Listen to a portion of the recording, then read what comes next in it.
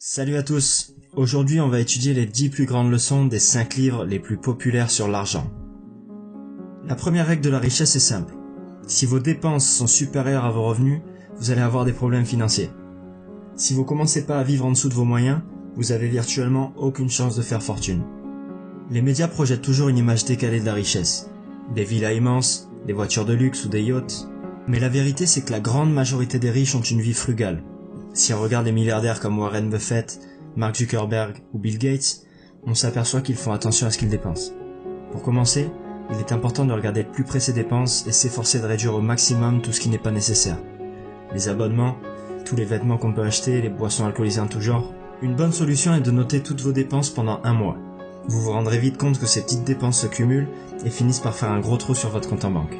Si vous voulez en savoir plus sur ce point-là, je vous recommande de lire le livre The Millionaire Next Door de Thomas Stanley et William Denko. Règle numéro 1. Vivez en dessous de vos moyens. Pour vous assurer un surplus tous les mois, vous devez commencer par vous rémunérer vous-même.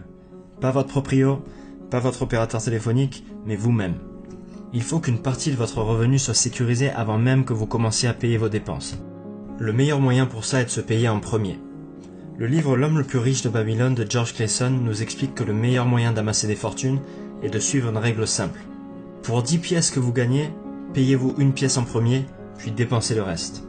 En gros, il est impératif d'économiser 10% de son revenu tous les mois. Trouvez la somme exacte que vous voulez mettre de côté, mais gardez en tête que le plus important c'est d'être capable de s'y tenir sur la durée. N'essayez surtout pas de vous imposer un rythme que vous ne pourrez pas suivre à long terme. Règle numéro 2, payez-vous en premier. Maintenant que vous avez mis de l'argent de côté, vous allez pouvoir le faire travailler pour vous. C'est certainement le point le plus important, alors écoutez bien. La cause principale de l'appauvrissement des classes moyennes réside dans l'ignorance de la différence entre un actif et un passif.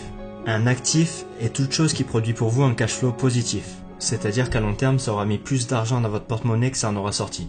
Ça peut par exemple être une action, de l'immobilier, un brevet ou des droits d'auteur, une chaîne YouTube ou un site web. Un passif au contraire a un cash flow négatif. Une Ferrari par exemple est pour la plupart des gens un passif. L'achat, l'assurance, l'essence et l'entretien vont entraîner de grosses sorties d'argent, alors qu'aucun revenu ne sera généré. Attention, ça ne veut pas dire qu'il ne faut pas s'acheter de Ferrari si on en a les moyens. Écoutez la subtilité. Alors que les pauvres utilisent leurs revenus pour financer leurs dépenses, les riches utilisent les revenus de leurs actifs pour financer leurs dépenses. C'est-à-dire qu'au lieu d'acheter leur Ferrari en premier, ils vont commencer par investir, et avec les revenus de ces investissements, ils pourront s'acheter la voiture de leurs rêves.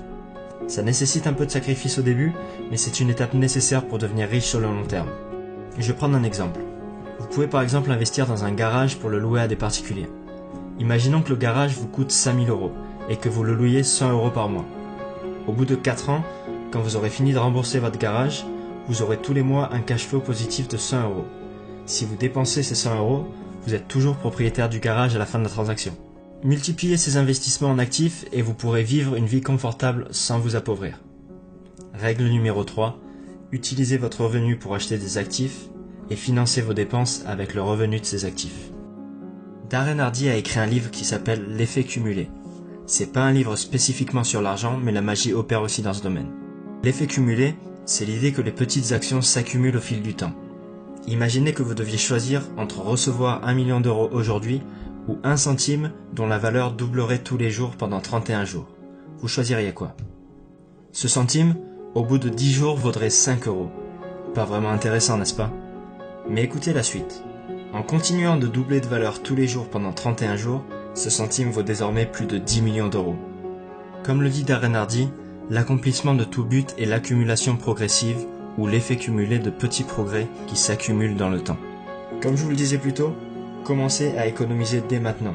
Le plus tôt vous commencerez, le plus votre argent vous rapportera d'argent sur le long terme. Règle numéro 4. Profitez de la magie de l'effet cumulé. Votre emploi et vos propres affaires sont deux choses différentes. Vous ne devez pas compter sur votre emploi pour assurer votre sécurité financière. Il est important de développer sa propre affaire et ses actifs. Comme l'explique Robert Kiyosaki dans l'incroyable livre Père riche, Père pauvre, les riches se concentrent sur la colonne des actifs plutôt que sur leur feuille de paie. Gardez votre emploi, mais commencez à développer vos propres affaires à côté. Règle numéro 5, développez vos propres affaires. Robert Kiyosaki détruit également le mythe de l'impôt selon lequel les riches payent pour les pauvres. En réalité, les riches exploitent la loi à leur profit. Alors que les classes moyennes gagnent de l'argent, sont taxées, puis dépensent ce qu'il reste, les riches créent une société, qui n'est en fin de compte qu'une pile de contrats, financent leur train de vie, puis sont taxés sur ce qui reste. Ils font ça comment? Grâce aux sociétés qu'ils possèdent. Il faut savoir que les sociétés sont taxées sur les bénéfices, c'est-à-dire sur ce qu'il reste après que tous les frais de l'entreprise soient couverts. La plupart des dépenses des riches passent donc en frais d'entreprise. Par exemple, une voiture de fonction avec chauffeur, les repas, l'inscription à un club de sport. Toutes ces dépenses sont financées par votre entreprise et vous payez vos impôts sur ce qu'il reste. Règle numéro 6, apprenez à optimiser vos impôts grâce au pouvoir des sociétés. Le gourou du développement personnel, Jim Rohn, a dit un jour « Vous êtes la moyenne des 5 personnes avec qui vous passez le plus de temps ». Est-ce que vous pensez que vous avez plus de chances de devenir riche si vos amis passent leur week-end à regarder la télé ou s'ils les passent à faire du sport et à développer leurs propres affaires? Votre entourage a une importance capitale dans votre vie. Il détermine votre façon de penser, votre estime de soi et vos décisions. Règle numéro 7, entourez-vous de personnes qui réussissent. Quand je vous parlais d'investir dans des actifs, je ne vous ai pas parlé du plus important des actifs que l'on possède, notre cerveau. Notre cerveau a la capacité de nous rendre extrêmement riches, si on y investit suffisamment. Il est primordial de continuellement développer ses connaissances. Vous avez différents moyens pour y arriver, lire des livres, participer à des conférences ou regarder des vidéos sur YouTube comme celle-ci, et mettre en pratique tout ce que vous avez appris. Vous pouvez ainsi apprendre rapidement ce qui a pris des années d'expérience à d'autres personnes et de nombreux échecs. Règle numéro 8, augmentez votre capacité à gagner de l'argent. Vous devez réaliser que vous allez vous-même rencontrer des échecs, mais ça ne doit pas vous décourager. La plupart des gens ne gagnent jamais car ils ont peur de perdre. Si vous essayez d'éviter l'échec, vous éviterez également le succès. L'échec inspire les personnes qui réussissent, donc ils n'ont pas peur d'échouer. Ce qu'ils craignent plus que tout, c'est l'inaction. Vous saviez que Thomas Edison avait échoué 1000 fois avant de découvrir l'ampoule électrique? Règle numéro 9, ne craignez pas l'échec, mais l'inaction. Au début du XXe siècle, Andrew Carnegie, alors homme le plus riche du monde, missionna Napoleon Hill pour étudier les centaines de personnes les plus riches des États-Unis et retranscrire par écrit la formule qui leur avait permis de faire fortune. Le résultat fut un livre publié en 1937 et qui reste encore aujourd'hui l'un des livres les plus reconnus sur la richesse. Réfléchissez et devenez riche. L'auteur nous explique qu'un prérequis fondamental à la richesse est le désir. D'après ses conclusions, les 6 étapes pour transformer un désir ardent d'argent en son équivalent matériel sont les suivantes. Fixez le montant exact de la somme que vous désirez. Ensuite, sachez ce que vous allez donner en échange de cet argent. On n'a rien pour rien. Fixez avec précision la date à laquelle vous voulez être en possession de cet argent. Ensuite, établissez un plan qui vous aidera à transformer votre désir et commencez immédiatement à l'appliquer. Notez ces 4 éléments par écrit et enfin, lisez ces objectifs à haute voix 2 fois par jour et commencez à vous voir, vous sentir et vous croire en possession de cet argent.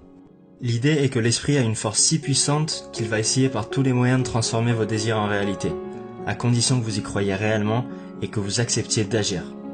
Règle numéro 10, désirez l'argent ardemment et passez à l'action. Voilà, c'est tout pour aujourd'hui. J'espère que vous avez appris des choses et si c'est le cas, n'hésitez pas à liker et partager cette page autour de vous. Je vous dis merci et à très bientôt.